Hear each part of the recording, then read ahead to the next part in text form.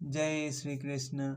कल के श्लोकों में हमने सुना था कि श्री कृष्ण भगवान बोलते हैं, यदि मैं नियत कर्मों को सावधानी पूर्वक नहीं करूँगा तो यह निश्चित है कि सारे मनुष्य मेरे पथ का ही अनुगमन करेंगे, और इसीलिए मुझे नियत कर्मों को सावधानी पूर्वक करना होता है। यदि मैं नियत कर्म न करूं तो सारे लोग नष्ट हो जाएंगे। तब मैं अवांछित जन समुदाय वर्ण संकर को उत्पन्न करने का कारण हो जाऊंगा, और इस तरह संपूर्ण प्राणियों की शांति का विनाशक भी बनूंगा। इस प्रकार मुझे नियत कर्म करने होते हैं। ऐसे अनेक ईश्वर के अवतार हैं जिनमें भगवान की शक्ति नहीं होती है। ये भी श्री कृष्ण ने हमें कल बताया था। अब हम आज के नए श्लोक पढ़ते हैं। जय श्री कृष्ण। सक्ताः कर्मणि विदांसो यथा कुर्वन्ति भारत, कुर्यादिदः सक्त किसु लोक संग्रहम। जिस प्रकार अज्ञानी जन फल की आसक्ति से कार्य करते हैं, उसी तरह विद्वान जनों को चाहिए कि वे लोगों को उचित पथ पर ले जाने के लिए अनासक्त रहकर कार्य करें। इसका तात्पर्य है, एक कृष्ण भावना भावित मनुष्य तथा एक कृष्ण भावनाहीन व्यक्ति में केवल इच्छाओं का भेद होता है। कृष्ण भावना भावित व्यक्ति कोई भी ऐसा कार्य नहीं करता जो कृष्ण भावनान्वित के विकास में सहायक न हो। यहाँ तक कि वह उस अज्ञानी पुरुष की तरह कर्म कर सकता है जो भौतिक कार्यों में अत्यधिक आसक्त रहता है, किंतु इनमें से ऐसे कार्य अपनी इंद्रिय तृप्ति के लिए करता है, जबकि दूसरा कृष्ण भी तृष्टि के लिए करता है। अतः कृष्ण भावना भावित व्यक्ति को चाहिए कि वह लोगों को यह प्रदर्शित करे कि किस तरह कार्य किया जाता है और किस तरह कर्म फलों को कृष्ण भावना भावित कार्यों में नियोजित किया जाता है। न बुद्धि भेदम जनयेद ज्ञानम कर्मसीनाम जो से यत सर्वकर्मणानि विद्यानुक्त समाचरण। विद्वान व्यक्ति को चाहिए कि वह सकाम कर्मों में आसक्त अज्ञानी पुरुषों को कर्म करने से रोके नहीं, ताकि उनके मन विचलित न हो, अपितु भक्ति भाव से कर्म करते हुए वह उन्हें सब प्रकार के कार्यों में लगाए, जिससे कृष्ण भावनामृत का कार्मिक विकास हो। तात्पर्य, वेदस्य सर्वैरहमेव वेदः। यह सिद्धांत संपूर्ण वैदिक अनुष्ठानों की परिकाष्ठा है।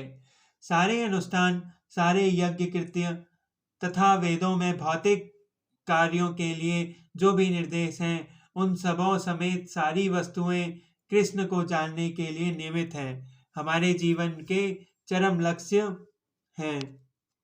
लेकिन चूंकि बद्ध जीव इंद्र तृप्ति के अतिरिक्त और कुछ नहीं जानते, अतः वे वेदों का अध्ययन इसी दृष्टि से करते हैं, किंतु सकाम कर्मों तथा वैदिक अनुष्ठानों के द्वारा नियमित इंद्र तृप्ति के माध्यम से मनुष्य धीरे धीरे कृष्ण भावनार्मित को प्राप्त होता है।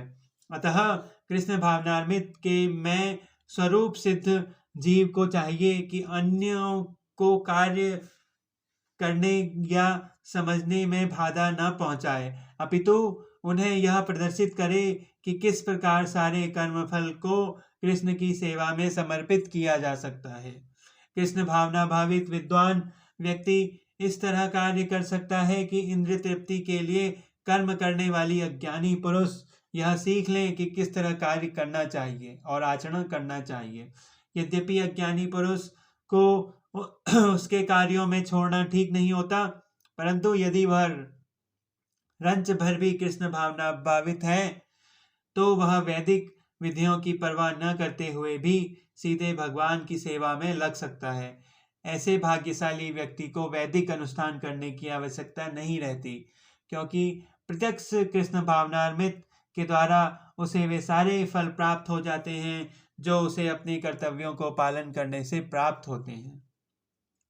प्रकृतेः कर्मणानि गुणे कर्माणि सर्वस्य अहंकारी विमूढ़ामता कृताहमति मन्यते। जीवात्मा अहंकार के प्रभाव से मोहग्रस्त होकर अपने आप को समस्त कर्मों को कर्ता मान बैठता है, जबकि वास्तव में वे प्रकृति के तीनों गुणों द्वारा संपन्न किए जाते हैं। तात्पर्य: दो व्यक्ति जिनमें से एक कृष्ण भावना भावित है और दूसरा भौतिक चेतना वाला है, समान स्तर पर कार्य करते हुए समान पद पर प्रतीत हो सकते हैं, किंतु उनके पदों में आकाश पाताल का अंतर रहता है। भौतिक चेतना वाला व्यक्ति अहंकार के कारण आश्वस्त रहता है कि वह सभी वस्तुओं का कर्ता है। वह यह नहीं जानता कि शरीर की रचना प्रकृति द्वारा हुई है, जो परमेश्वर की अध्यक्षता में कार्य करती है। भौतिक व्याधि व्यक्ति यह नहीं जानता कि अंतोगत्वा वह कृष्ण के अधीन है। अहंकारवश ऐसा व्यक्ति हर कार्य को स्वतंत्र रूप से करने का श्रेय लेना चाहता है, और यही है कि उसे अज्ञान का लक्षण। उसे यह ज्ञात नहीं है कि उसे इस सूक्ष्म तथा सूक्ष्म शरीर की रचना प्रकृति द्वारा भगवान की अध्यक्षता में की गई है। अतः उसके सारे शारीरिक तथा मानसिक कार्य कृष्ण भावनामृत में रह के कृष्ण की सेवा में तत्पर होने चाहिए। अज्ञानी व्यक्ति यह भूल जाता है कि कृष्ण भगवान ऋषिकेश कहलाते हैं, अर्थात वे शरीर की इंद्रियों के स्वामी हैं। इंद्रिय तृप्ति के लिए इंद्रियों का निरंतर उपयोग करते रहने से वह अहंकार के कारण वस्तुतः मोहग्रस्त रहता है, जिसमें वह कृष्ण के साथ अपने शाश्वत संबंध को भूल जाता है। तत्वविधि महाबाहो गुण कर्म विभागयो गुणा गुणेषु वर्तन्त इति मत्वा न सर्जते। हे महाबाहो, भक्ति भाव में कर्म तथा सकाम कर्म के भेद की भली भांति जानते हुए जो परम सत्य को जानने वाला है, वह कभी भी अपने आप को इंद्रियों में तथा इंद्रिय तृप्तियों में नहीं लगाता। तात्पर्य: परम सत्य को जानने वाला भौतिक संगति में अपनी विषम स्थिति को जानता है।